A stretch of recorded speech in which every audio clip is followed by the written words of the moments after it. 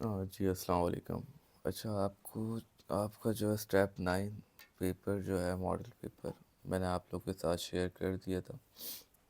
मैं उसका सॉल्व भी आप लोगों के साथ शेयर कर रहा हूँ ताकि कोई इशू ना हो आपको। मैंने आपको पहले ही इम्पोर्टेंट एक्सरसाइज लिखवा दी हैं, लाजमी तौर पर उसकी प्रैक्टिस करें, मॉडल पेपर की प्रैक्टिस करें। मॉडल पेपर में जो सवाल है उससे सिमिलर सवालों की प्रैक्टिस करें तो बहुत पॉसिबिलिटीज़ हैं कि जो नंबर्स आपके पास लिखे हुए हैं वो आप अचीव कर सकें। आपके पास मॉडल पेपर है, आपको मैं टाइम बता देता हूँ। पेपर्स में 2 घंटे का होगा। अपना नाम, कैंपस, डेट सब कुछ क्लियरली लिखना है और सिर्फ ब्लू पेन का इस्तेमाल करना है। यहाँ पे ब्लैक पेन भी लिखा है लेकिन आपने सिर्फ और सिर्फ किसका इस्तेमाल करना है, पूरे पेपर के अंदर सिर्फ आपके पास एक ही पेन होना चाहिए, वो है ब्लू पेन। ना ही कोई रिमूवर का इस्तेमाल हो, ना ही किसी वाइटो वगैरह का इस्तेमाल हो। अगर वो अप्लाई हुआ हुआ होगा तो वो जो सवाल है उसके नंबर्स इंक्लूड नहीं होंगे। ये बात को अच्छे से समझ लें कि अगर किसी में रिमूवर या वाइटो यूज़ होगा तो वो सवाल आपका कैंसिल हो जाएगा। उससे बेहतर है कि आप उसको एज इट इज़ छोड़ दें, कि आप पेंसिल से कट करके आगे लिख सकते हैं, तो वो जो है फिर भी चेक हो जाएगा।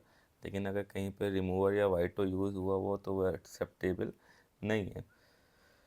All the answer spaces in the blue pen, check your answer before editing each section. अच्छा, आपके पास दो सेक्शन है, एक सेक्शन ए होगा और एक सेक्शन बी होगा। सेक्शन ए 55 नंबर्स का और सेक्शन बी 45 नंबर्स का है।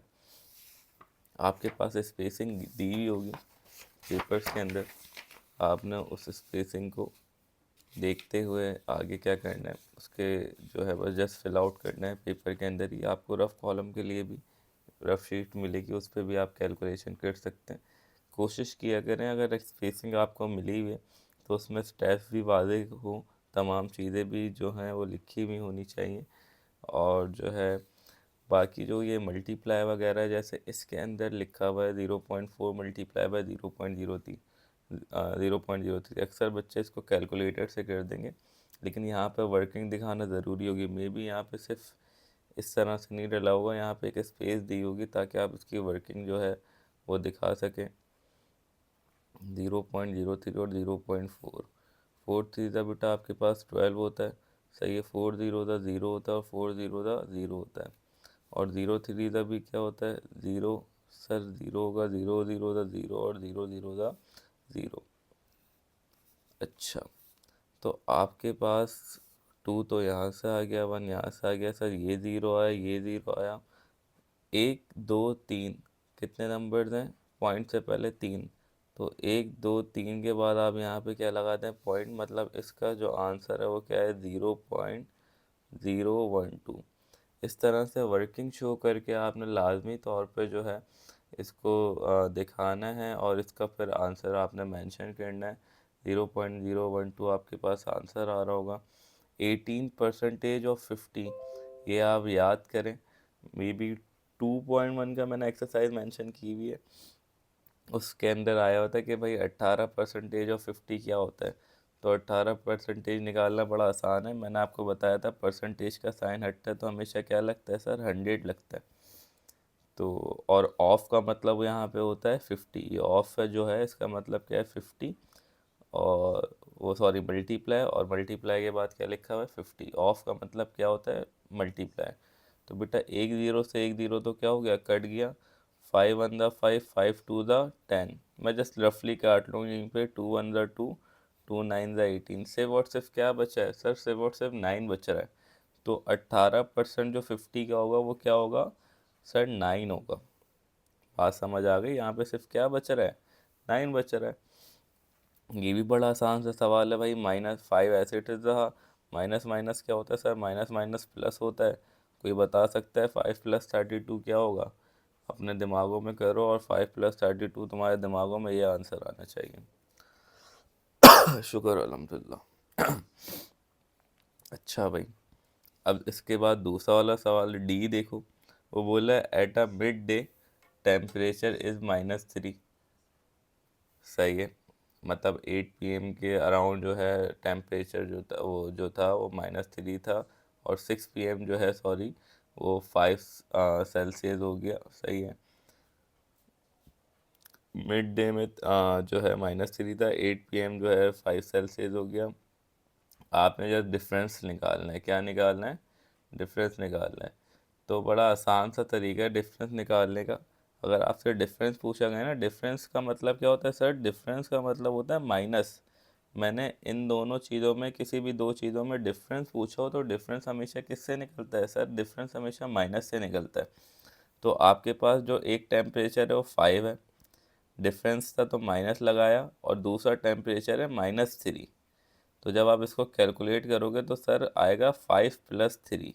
और 5 + 3 आपके पास कितने होते हैं सर, 5 + 3 हमारे पास होते हैं 8। बात समझ आई, जो डिफरेंस आ रहा है वो किसका आ रहा है, 8 सेंटीग्रेड का आ रहा है। सही है। अब इसके बाद दूसरा सवाल भी आपको चाहिए, मैंने पहले में मेंशन कर दिया, ये फर्स्ट का आंसर है। ये जो आपका आंसर है वो फर्स्ट का है। सेकंड में क्या है, at a temperature of mid night 11 centigrade lower than the mid day -3 centigrade. इसके अंदर आपने क्या निकालना है, मिड नाइट का टेम्परेचर निकालना है। सही है। मिड मिड डे में क्या टेम्परेचर था, -3, और उसके अंदर क्या टेम्परेचर है वो। अब जो आने वाला मिड नाइट का एवरेज टेम्परेचर है वो क्या रहेगा, या फिर इसको हम कह रहे हैं 11 lower than the temperature at mid day.